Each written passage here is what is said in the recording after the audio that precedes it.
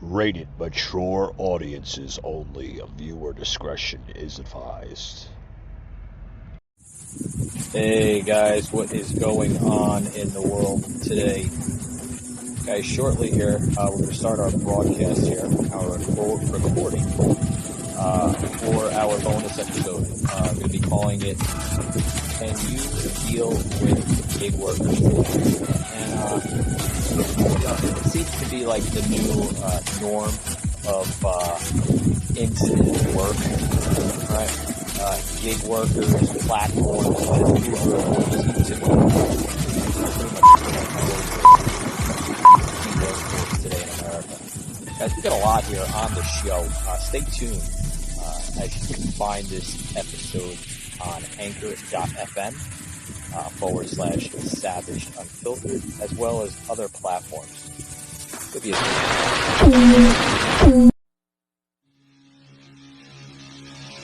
Savaged Unfiltered.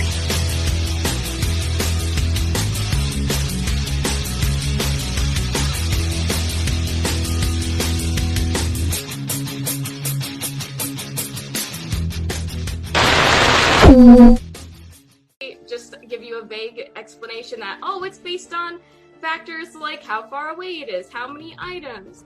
SHIP disputes any claims that shoppers are not provided with transparency. It says the new payment system did not change the average pay for workers, and that shoppers have the opportunity to see the pay range for the shop and delivery, including the minimum they will be paid.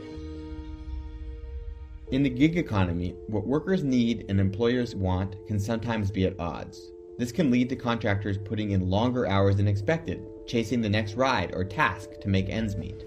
If you do 50 rides in 3 days, then you get an extra $150.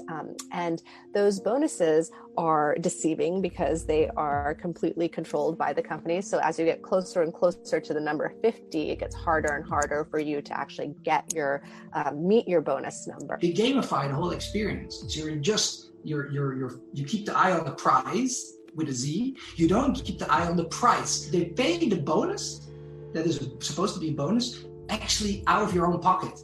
So it seems like a lot of money, but is it really?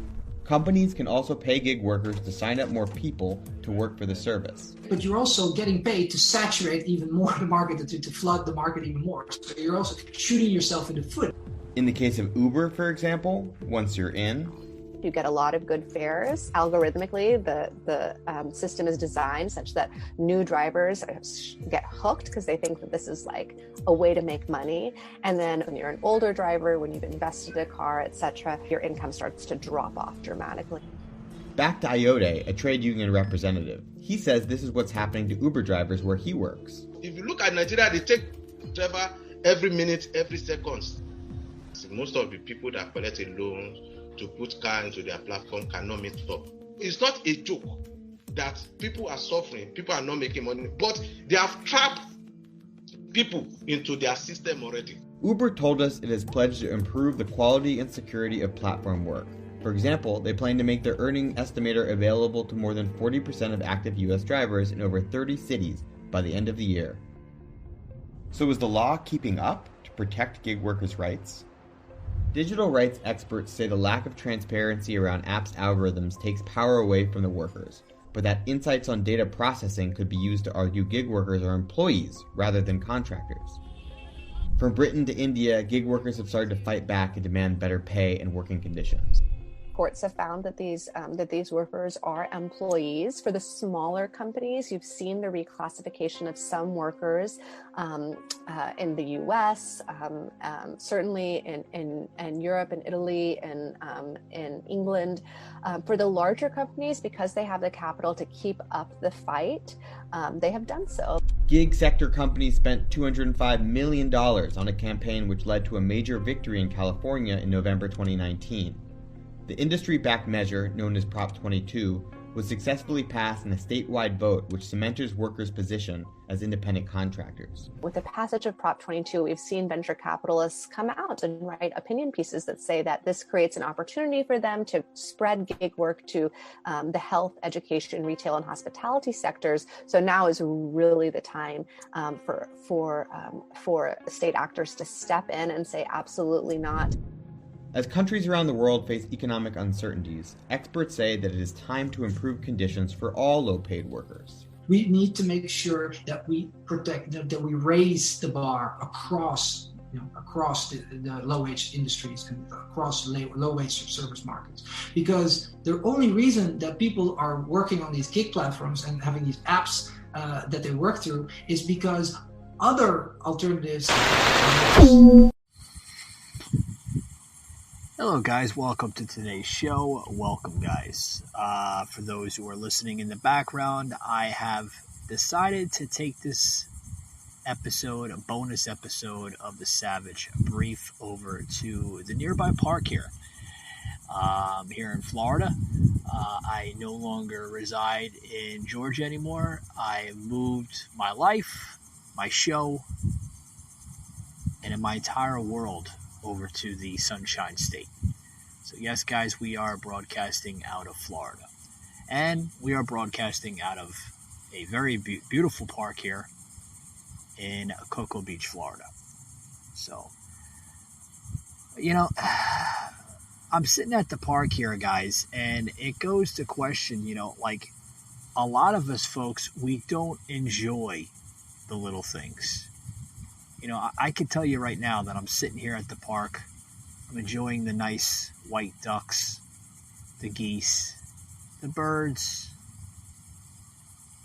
and everything else. Little things like that, guys. We really don't look at them clearly. There's not a lot of people that like doing these things. I love it. Nature is a beautiful thing, provided by Mother Nature, God, however you want to look at it. Such majestic creatures here that I'm looking at here at the park. So beautiful. Anyway, guys, I want to talk about the latest topic here on the show. I want to get into the ride sharing, right? The gig type of services that we have here in the country. Uber, Lyft, your different food services such as Doordash and Uber Eats and all those great apps, right, that we tend to use just about on a daily basis. Now, why am I bringing this up? Why am I discussing this on the show today? Well, I'm going to tell you for one of two reasons, guys. One reason is that I've been noticing a lot where a lot of people, especially in the area that I reside in now, that I live in now in Cocoa Beach, Florida, really, with nasty behavior sometimes. Like you wouldn't imagine half of the experience that I've seen already. Even dealing with this up in Atlanta, Georgia, where I used to live, you would see a lot of people harassing these drivers, and it would go on both ends too. You would see a lot of the drivers that were like literally nasty themselves too, expecting, like, how come you didn't give me a fucking tip and this and that, really nasty people. But, I want to ask that question since we're on this topic here. What is a gig job? What is it? Well, it seems to be the new trend hitting the country today. These gig type jobs, right? Whether you're driving for a ride sharing company such as Uber, you're delivering food such as Doordash, or you're just, they have moving apps now. Just about everything, folks, is on a app. It's on a damn app now. And the amount of opportunity is endless, folks. I mean, the money, the possibilities behind this thing is phenomenal. So the other day, folks, I can tell you right now, I decided to take to my liberty of ordering some food, got in a little late, You know, I didn't want to sit at the hot stove and slave over a meal and, you know, spend about an hour and a half prepping and making it for myself. You know, I just didn't want to do that. You know, it's okay. It's okay. You know, you don't want to cook sometimes. I think you're up to, you know, ordering a little food or having food delivered to your home or office, right? So I decided to order some food through Doordash, okay? And I'm going to get into the experience here, just what had happened, you know, because this experience, folks, was, I mean, it was different. I can tell you right now, a lot different than any other experience I ever experienced in my life. So, you know, I'm on the app. I'm ordering, you know, some type of Chinese food dish from some restaurant in the local area. Okay. And, you know, I'm waiting and everything. I think the exact time said it was going to be about between 15 to 30 minutes, you know, and I'm like, all right, that's not too bad. 15, 30 minutes. I can wait. Well, folks, we're getting up to the 20-minute mark after I placed my order, everything else. We're getting up to the 20-minute mark, okay? I'm contacting the driver that was assigned to pick up and deliver my meal. No answer.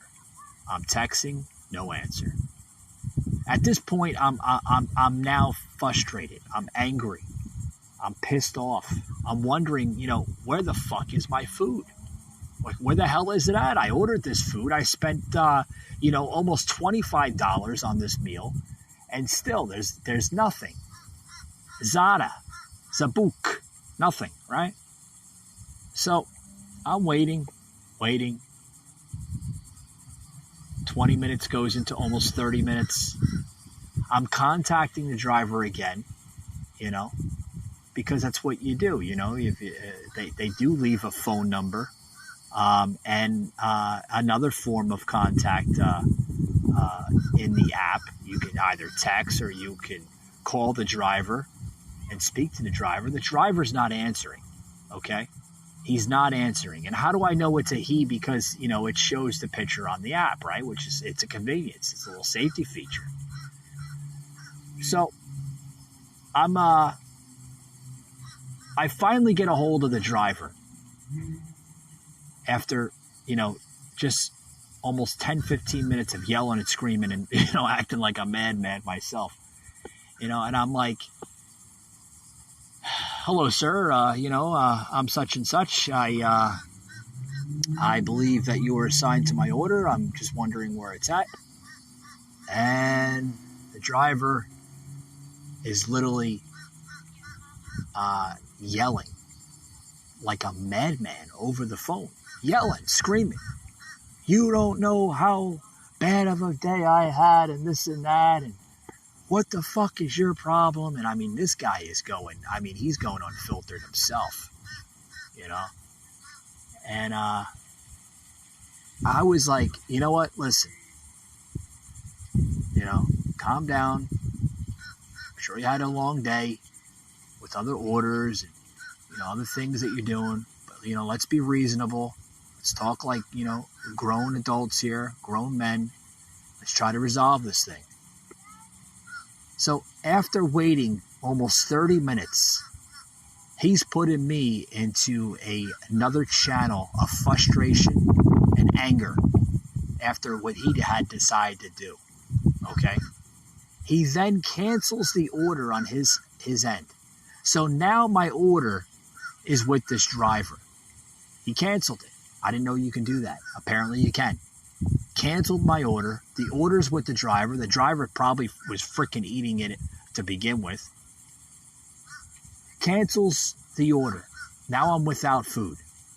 So now my options are to huff and puff like a little boy or call up the company and file a dispute on my behalf. So that's what I did, folks. I filed a dispute on my behalf. I get a I don't get a customer service agent because they don't do that now. Everything is through texts and through the apps and emails and all this garbage. So, I'm on the app. I'm talking to this like robot, agent thing. And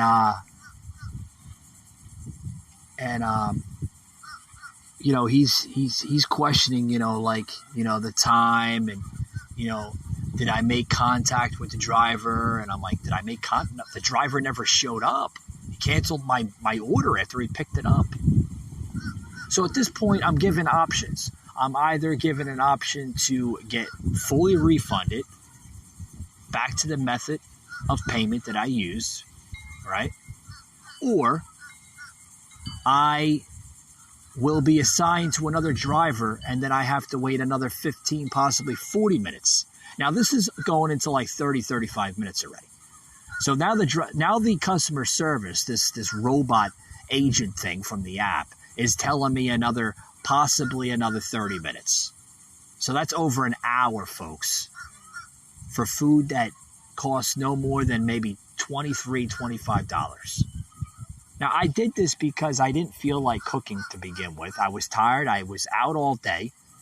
And I just wanted something quick, right? Remember back in the day, we go to McDonald's and, you go through the drive-thru or you go in and it was quick. That's why they call it fast food, right? It's quick. Well, these apps, folks, are supposed to be quick.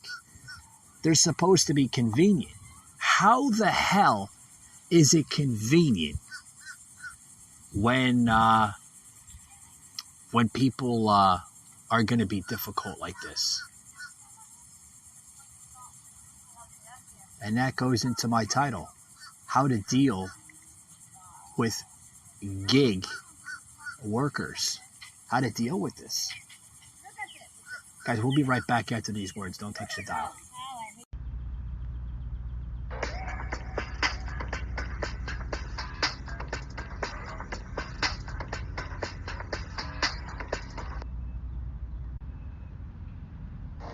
Alexa, it's game day. Streaming football on Prime Video. Closing blinds. Chilling rosé. Rosé? Well, it's an afternoon game. Huh. It's like she can read your mind. Your mind.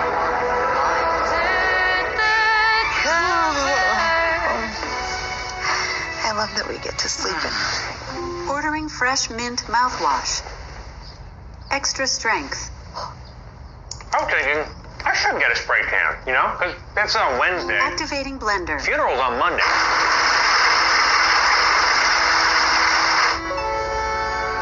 What about the gold, Papa? Can't you see? That treasure all along. It was here. Love the eye patch. When does the show open? March 8th. Setting reminder to fake your own death on March 8th. What the? We have to do those love scenes with hot guys. Is that fun or is that like the worst? It's the worst. Tell me lies, tell me sweet little lies. This bread's delicious. Oh, good. Did you make it? Yes, it's from my Gammy's recipe. Announcement. Gammy is short for she bought it at Whole Foods. Announcement. Colin left the oysters in the car for 5 hours. It's probably better Alexa can't read your mind. Bad idea. What's the game? All right, guys, I'm going to wrap it here up on the show of shows. It's getting a little windy here, but I wanted to come on here and give you my little story of, just how to deal with that. Maybe that overworked, underpaid gig worker, how I experienced. And, maybe, just maybe, you won't have the same experience that I had. But like I said, it's getting windy here. You could probably hear it in the background. I do want to make an announcement. We got some big shows coming up for August here. Going to have Joseph Leonard back on the show. The author of Terror Strikes on the show, guys, as well as Tommy Nation Politics joining us tomorrow afternoon for episode 297, as well as episode 300. We're going to have Sauce on the show. So we got some other guests joining the show, waiting for the confirmation. As soon as I get the confirmation, I will announce it on the show. most likely tomorrow afternoon with myself and Tommy Nation. Remember, guys, hit that like, hit that follow button, and we hope to see you on the next one, guys. Take it easy.